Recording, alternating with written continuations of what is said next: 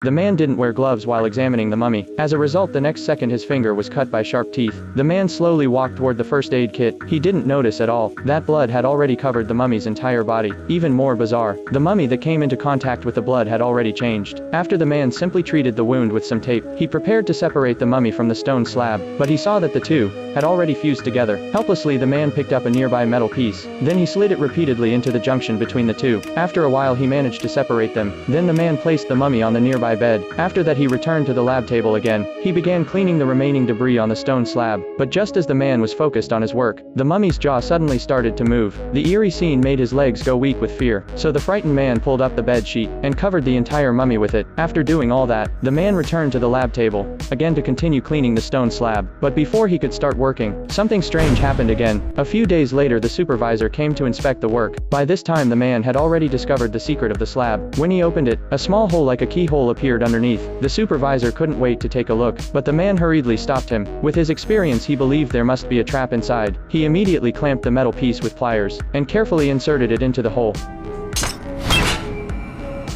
That's why you don't touch shit. The man's smug expression made the supervisor very uneasy. As he pressed the metal piece again, the mysterious compartment on the stone slab was finally opened. Inside was a skeleton staff. The man couldn't believe it no matter what. The thing they had been desperately searching for was found so easily. After confirming that the staff was real, the supervisor left the lab with his subordinates. However, just as the man placed the staff into a cardboard box, he looked up and saw that the mummy on the bed had disappeared. The man immediately panicked. He then turned and ran toward the alarm. But just as he hit the alarm, a tall figure appeared in front of him.